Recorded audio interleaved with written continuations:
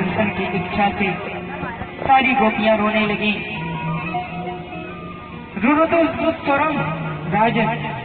यहाँ पर गोविंद ने, श्री सुखदेव स्वामी ने एक बड़ा ही अच्छा संकेत दिया। गोपियां कैसे रो रही हैं? सुस्वरम, मीठे स्वर में रो रही हैं। ये मीठे स्वर का मतलब क्या हुआ? भगवान के लिए जो रोता है वही सुस्वर से रोता है, बाकी जो संसार के लिए रोता है उसी का रोना दुस्वर से रोना है। अगर कोई भी जीव, कोई भी प्राणी भगवान के लिए रोए तो उसको सुस्वर से रोना माना जाता है। गोपियों ने जब भगवान की स्तुति की, भगवान को मनाया, तब भगवान से अब रहा नहीं गया और पीतांबर को हाथ में लेकर के, पीतांबर को हाथ में धारण कर लिया और दौड़ पड़े गोपियों के आंसुओं को पोंछने के लिए। तासामावे भूच्छोरी मयमान मुखाम्बुजा पीतांबर धरा सृगवी साक्षात् मन्मथ मन्मथा, साक्षात् मन्मथ मन्मथा।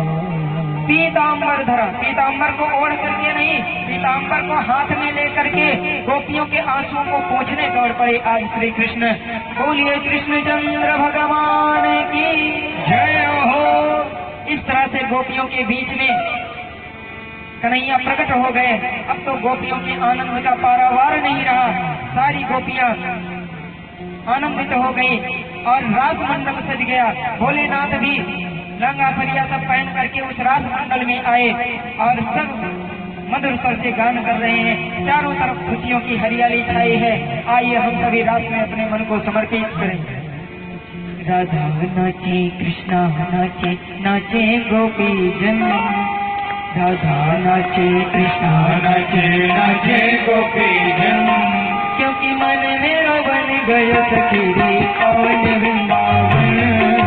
मन मेरो बन गयो सखी रे पवन वृंदावन। मन मेरो बन गयो सखी रे पवन वृंदावन। मन मेरो बन गयो सखी रे पवन वृंदावन। रस रचो है,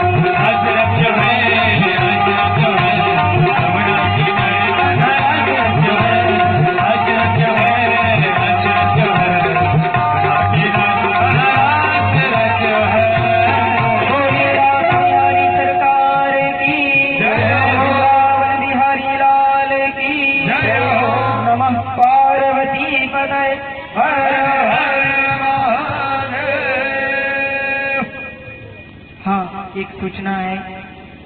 आज इस कथा विश्राम दिवस के पावन अवसर पर अमेठी क्षेत्र के परम सम्मानित, परम श्रद्धेय और ब्राह्मणों के मार्गदर्शक श्रद्धेय श्री आशीष शुक्ला जी का यहाँ पर आगमन हुआ है।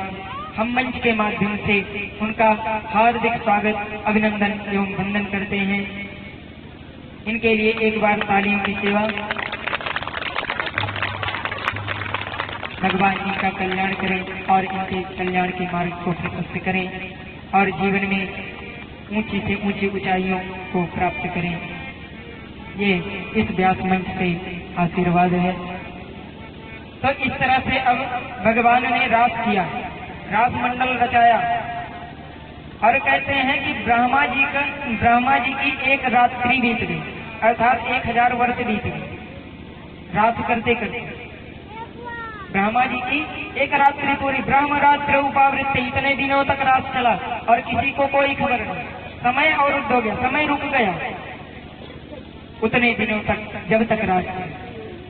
तो ऐसे परम प्यारे प्रभु ने गोपियों के साथ रास किया। कहते हैं कि जो भी रास लीला की कथा का श्रवण करता है उसकी फलश्रुति बतलाई कि अगर वो हृदय का रोगी होगा, अगर उसको प्रेम का रोग लगा है तो उसका प्रेम रोग वो ठीक हो जाएगा। विक्रीडितम ब्रजवधू विरिदम च विष्णु श्रद्धान्वितोऽनुशृणुयात् अथ वर्ण एजया भक्तिं परां भगवतीं प्रतिलभ्य कामं हृदरोगमास्तु परिणोत्य चिरेण धीरा। कहते हैं कि हृदरोग अर्थात जो हृदय का रोग है वो ठीक हो जाएगा, ऐसा शुक्राचार्य स्वामी कहते हैं। अब इसके बाद में कंस घबरा रहा था कि जितने भी असुर मैंने भेजे कोई भी वापस नहीं आया, कोई भी खबर नहीं मिली। तो एक दिन की बात है, नारद जी सभा में आए और नारद जी के माध्यम से कंस ने अक्रूर जी को, कृष्ण और बलदाऊ भैया को लाने के लिए ब्रज को भेजा। ब्रज में अक्रूर जी आए और बड़ी ही कठिनाइयों से कृष्ण बलराम को लेकर के मथुरा में आए। मथुरा में आकर के इन्होंने धोबी का उद्धार किया। कुब्जा जो 3 जगह से टेढ़ी थी, त्रिवक्रा, और उस कुब्जा को भी परम सुंदर रूप दे दिया। अर्थात जो भी मथुरा में टेढ़े मेढ़े थे सबको सीधा कर दिया। बोलो राधे राधे। धनुष तोड़ दिया, धनुष भंग कर दिया। परशुराम के द्वारा दिया गया वो धनुष था और परशुराम ने कंस से कहा था कि जब ये धनुष टूट जाएगा तो समझ लेना कि आपके प्राणों पर संकट आ गया है और जो भी इस धनुष को तोड़ेगा वो तुमको छोड़ेगा नहीं। बोलो जय श्री कृष्ण। तो धनुष भंग हुआ। कंस को पता चल गया कि ये कन्हैया ही है हमको मारने वाला, यही मेरा काल है। मल्लशाले का निर्माण किया और महल के दरवाजे पर हाथी खड़ा कर दिया, मतवाला हाथी। अब भगवान ने उसका भी उद्धार किया। उद्धार करके अंदर गए। अंदर जाकर के जो स्थल कौशल मुष्टिक चाणूर आदि जो भी पहलवान थे उन सबको मार दिया और फिर अंत में कंस के पास एक ही छलांग में पहुंच गए। कंस के केशों को पकड़ लिया और जोर से दबाया हाथ, तो जो ढाल तलवार थी वो सब छूट गई। कंस घबरा गया, वैसे वो पहले से ही चला हुआ था।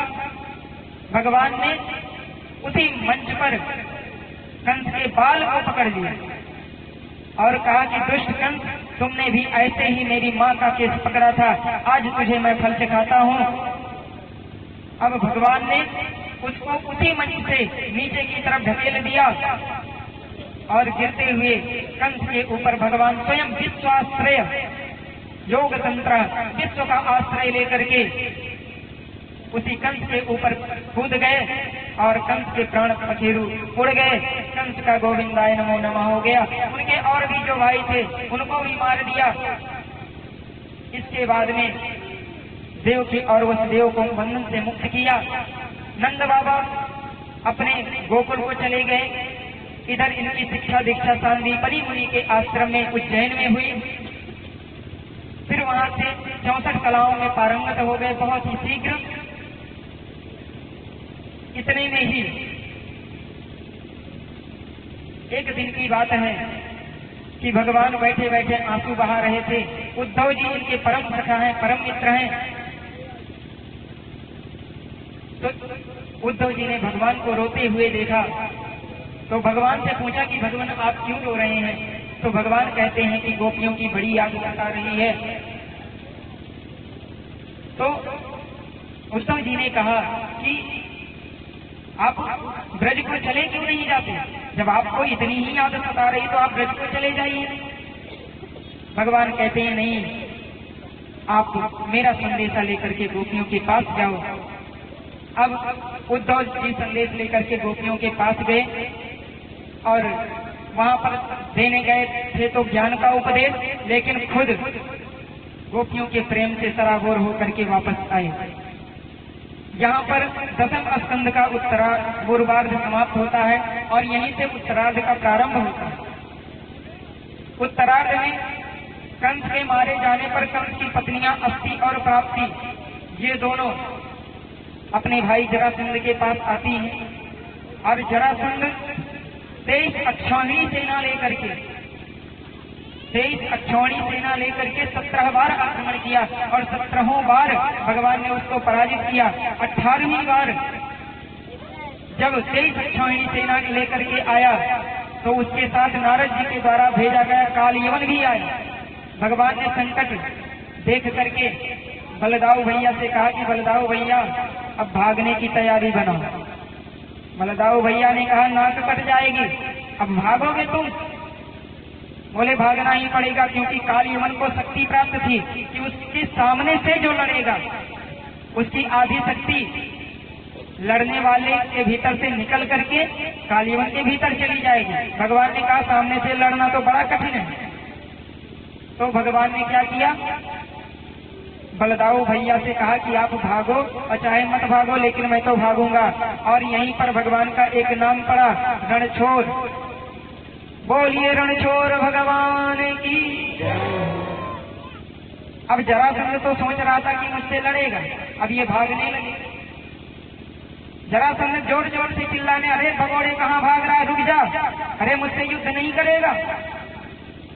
अब भगवान कुछ बोलते नहीं है, भागते जा रहे हैं। तो बलदाऊ भैया भी पीछे पीछे भागने लगे और भागते भागते भगवान प्रवर्तन पर्वत पर चढ़ गए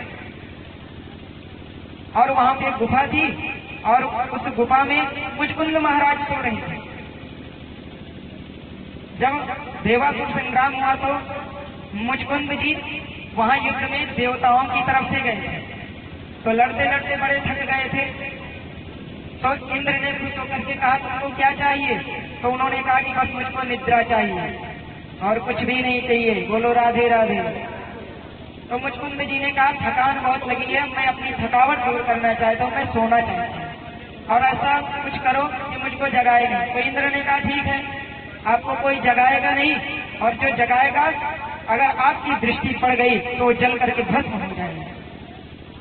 भगवान ने क्या किया, जो अपना पीतांबर था वो पीला पटका मुचकुंद महाराज के ऊपर उड़ा दिया, डाल दिया और डाल करके भीतर गुफा में घुस गए। कालयवन दौड़ता हुआ आया और देख करके बोला वाह, वहां से भागता हुआ आया और मूर्ख जहां पे आके सो गया। अरे जब सोना ही था तो तुमने इतना दूर दौड़ाया किया? और इतना कहा करके जोर की लात मारी मुचकुंद को और मुचकुंद अचानक एकाएक उठे और ज्यों ही दृष्टिपात हुआ कालयवन पर तो कालयवन जल करके भस्म हो गया। बोलिए वृंदावन बिहारी लाल की। कालयवन जल करके भस्म हो गया। अब श्री कृष्ण भगवान बाहर निकले और मुचकुंद जी अब सोच रहे हैं कि ये क्या हो गया, ये कौन था।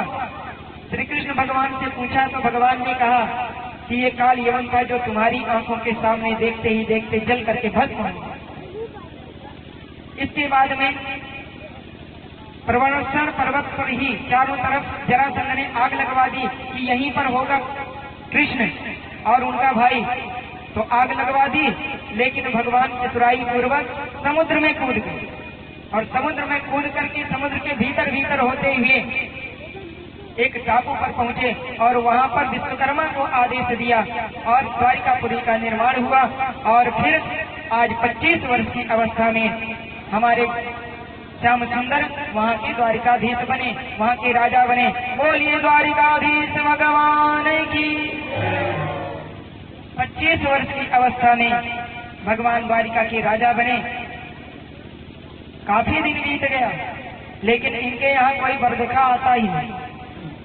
बोलो राधे राधे। शादी विवाह किसी का नहीं है।